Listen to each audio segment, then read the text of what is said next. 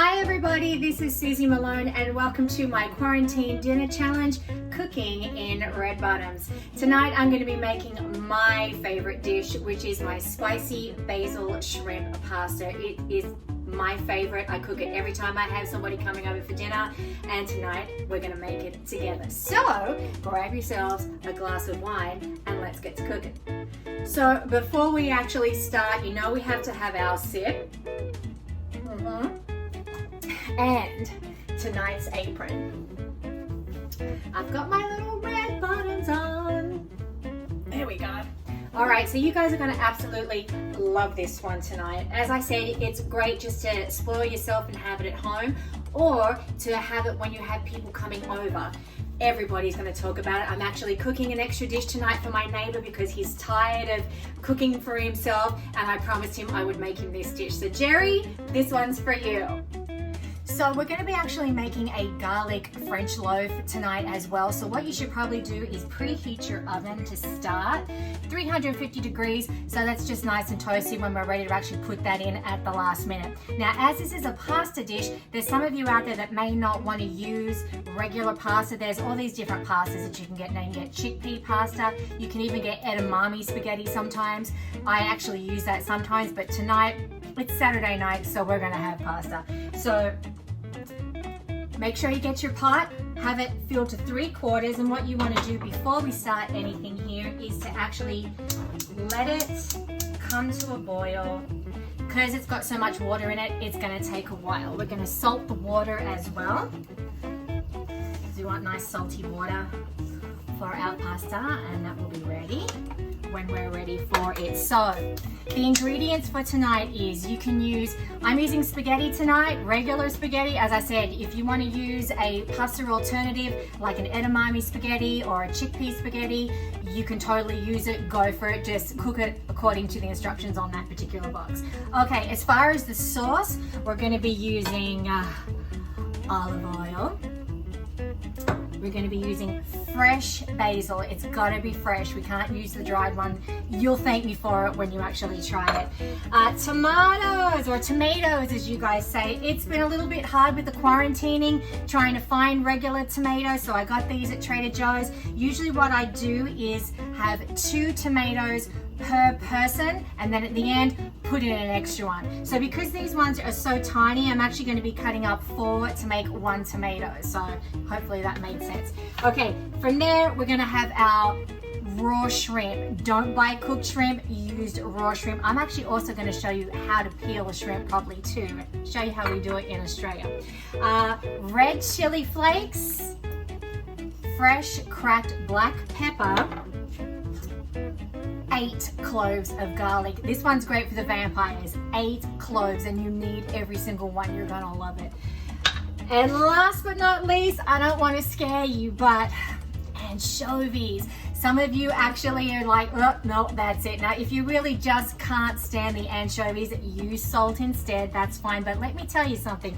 If you eat Caesar salad, there's anchovies in that dressing. You can't even taste it. And you won't even be able to taste it in this sauce either. You're absolutely gonna love it. Just trust me. So the first thing we need to do is cut up our little tomatoes. Now remember, these ones are the tiny baby ones because that's all I can find with quarantine. So I am going to make 4 would be 1 tomato. So depending on how many people you're having, trying to allocate 2 tomatoes per person, and then at the end throw an extra one in. So as you can see, I've already cut a few of them up here into tiny little pieces, just as small as you can. Nice sharp knife. So we're going to cut up small little pieces. Doesn't really matter what it looks like because it's going to be rustic anyway. Cut it down around about that size. Pop them into a bowl, cut them all up, and then we'll come back for the next step. Okay, so our tomatoes are all cut up now, just the tiny little pieces like that. So the next step that we're going to do is get our olive oil. So I'm going to bring you down over to the skillet. We're going to do this by skillet, so you can see the skillet there. Now what you're going to do is coat your entire bottom of the pan with olive oil. Okay, so we don't want to see any parts of the bottom of the pan. There we go. Nice and juicy. And that's good to go. And now what we're going to do is turn it up onto a I would say. Between 2 and 3 is the best setting for this, because the next thing that we're going to do is put your garlic in. So you don't want to burn your garlic, you just want it to come up nice and fragrant. Once we've put that in for about a minute, then we're going to add our tomatoes. In the meantime, while we're waiting for our pan to heat up, I'm going to show you guys how we peel a shrimp, or a prawn as we call it in Australia. When I came to this country, I couldn't believe how many people were having trouble peeling shrimp or peeling prawns. So we grow up doing it. I've been doing this since I was in diapers as a kid. So it's so super simple. We're gonna start with the head first. You can see our little shrimp here. Oh, and another thing that's probably key is to make sure that you change out your little cutting boards regularly, so we don't want any cross-contamination. So these ones are like a couple of dollars from Bed Bath & Beyond. They're in all different colors, so that way you can just change them out, wash them up, and they're good to go. So we have our seafood on this one. So you can see I've got a rather large raw shrimp there, and this one's got the head on, which is great. So it's only a couple of steps. Grab the head, we're gonna twist that head right off. Then we're gonna take the legs. You can see all the little legs under here. Give it a good pinch, and then hold on to it, and that whole side straight off. Because this is a long one, we're going to do it to these particular ones at the end. All right, and then you've got like maybe a quarter left. Grab the tail, give it a pinch, and it's out. This is so easy. And then if you want to devein it, grab yourself a nice sharp knife, run it down the back of it like so, and that vein should just come straight out, and wash it in cold water. Once you've washed it off in your cold water, it's good to go. Look at that. So easy. All right, so let's see how we're going over here. We're gonna add in our garlic. Okay, so we're over here, over on the skillet. First thing that we're gonna do is grab the garlic and just pop it in. There we go. You can see that the oil is still heating up a little bit, so I'm going to turn it up just a scooch. So now between 3 and 4. So we're just going to make sure that stays in there for about a minute. Just get it nice and fragrant. And then once that's starting to heat up, then we're going to add our tomatoes. Put the whole lot in, and it's going to simmer down. It's going to be absolutely amazing. Okay, I can start to smell this garlic. It's starting to become lovely and light and fragrant, but you can see it's not burning, so I'm just going to turn it down a little bit. So what we're going to do now is add your tomatoes. Put the whole lot in. It should pretty much cover the entire bottom of your pan. And what's going to happen is that's going to cook down to this lovely sauce. It's going to combine in with the olive oil and the garlic, and it's going to be wonderful. So turn it up to a medium now. Let's make sure we coat in all that garlic over the top. And now we're going to add a few of the herbs. So we're going to add in chili pepper flakes. Now it's up to you. If you guys like it hot, stick in as much as you like. If you don't like chili flakes at all, then don't put it in at all. I love it, so in it goes for me. I'm gonna give it a really good, I like to put in a good 2.5 tablespoons, but that's just because I like it hot, so there we go. I'm gonna keep that like so. All right, then we're gonna grab our cracked pepper all around the top of the pan. Give it a really good going. To taste, again, it's up to you how much black pepper you want. I like a lot, as you can see. Okay, now, last but not least, you guys, are you still with me? I'm opening up the anchovy. Okay, so I suggest about 2 anchovies. Pop them straight in like so. They will dissolve. You won't even see them in the sauce, I promise you. They will just dissolve all in, and it's just going to be amazing when it comes out. Trust me. We're going to let that come up to a little bit of a simmer. We're going to let it simmer for about 15 minutes. Okay, the first 15 minutes is up, and you can see this sauce is cooking down really, really well. Give it a nice light stir, and as you can see, you cannot see any anchovy at all. It's cooked down into the sauce, so you wouldn't even know. But if you're too scared, you don't want to use anchovy, substitute it for a couple of pinches of salt, but the anchovy is better. Okay, from here, we're going to add, this is the best part because, cheers, the first 15 minutes is over. Cheers to that. And we're going to add wine to our sauce. A dry white wine, just a couple of splashes. I'm drinking my 7-year blanc and I'm putting it in my sauce. So here we go, just give it a nice little splash. Not too much, just enough. And then from there, you're also going to add in your fresh basil, okay? So I cannot stress to you enough how important it is to use fresh basil. Don't use dried for this one. Don't get me wrong, I love using my dried spices, but in this case, we're going to use the fresh stuff. So just plonk that on top, like so, a whole lot in. Just break up those leaves. To big pieces like that, we're just going to stir it through the sauce, like so. And that's going to cook down nicely. Now, while that's cooking down, you can see that our water is starting to get to the point where we're ready to put the spaghetti in. So that's half your battle over. And in the meantime, come on over here and we're going to make the garlic French dip. So here we go. Hopefully you guys can see this. Perfect. You got plenty of cleavage. You can see what's going on. I'm going to turn this over here.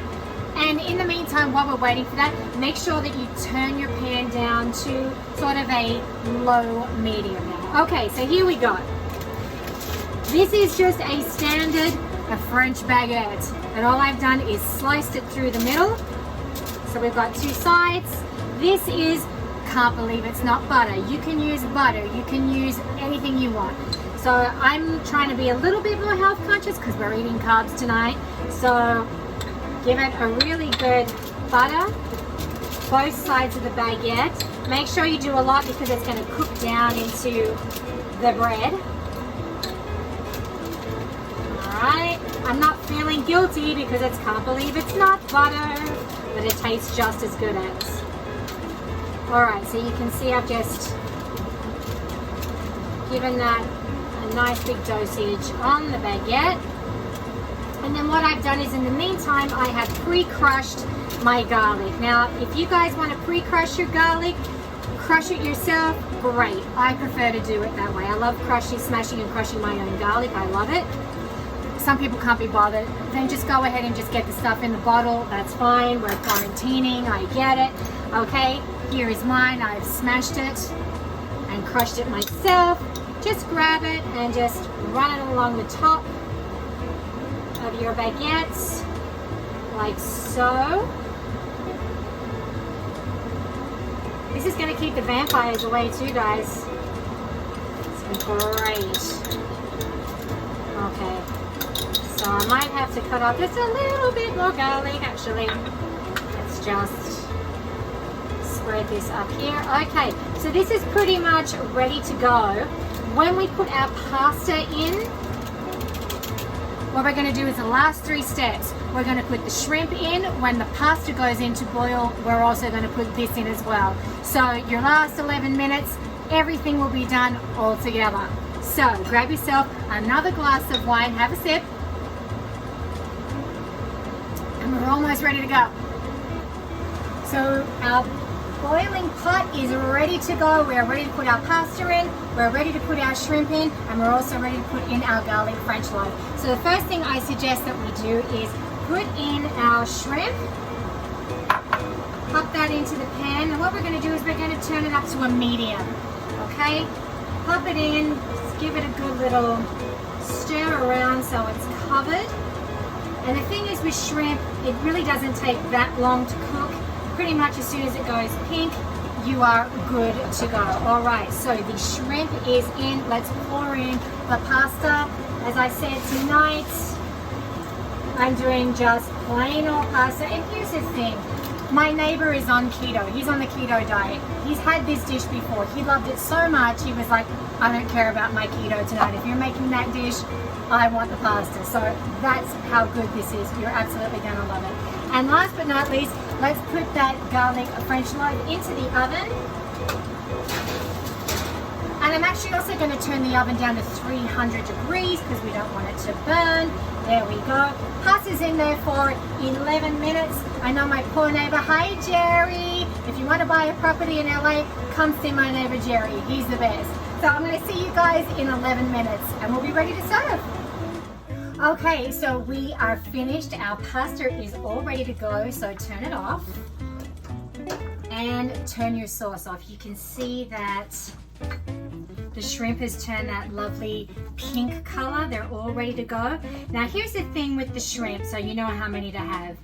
I usually allocate about between 4 to 5 big shrimp per person. So if you're cooking for 1, if you're cooking for 2, if you're cooking for 3, that's usually a nice number, between 4 to 5 depending on the size of your shrimp. You can see these are a really nice size. They're a nice medium size, so they're good to go. Okay, and the second secret is your pasta. Don't drain your pasta. Use a little bit of the pasta water because when it adds with the sauce, it is just absolutely amazing. So what we're going to do is we're going to plate it. So grab yourself a little spaghetti spoon if you have one, or tongs, kitchen tongs if you have it.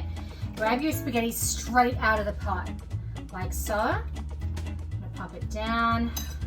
This is going to be so great. And I know my neighbor is sitting at home right now and he is salivating right now. Okay, so you're going to grab yourself a serving spoon and just get a little bit of pasta water, just like so, and just drizzle it over the pasta. Can't tell you why, but it's a secret that it's just absolutely amazing and makes it just taste so much better. Okay, so I'm going to get my 4 to 5 shrimps, as you can see. 2, 3, 4. I'm feeling a little bit generous. Let's make it a 5 and get some of that fabulous sauce on top. There we go. This is just fantastic. Next step, your garlic French baguette should be ready. So I'm going to take that out of the oven. Look at that, that's all toasty and amazing and ready to go. And look, I couldn't resist. I found this little oven mitt. It was so cute, I just had to get it. So what we're gonna do is pop our French toast, French garlic toast onto our plate. There we go, like so. And the last step, the very last step, is just a little bit of shaved Parmesan. We're just going to pop you down here, straight onto the top of our dish.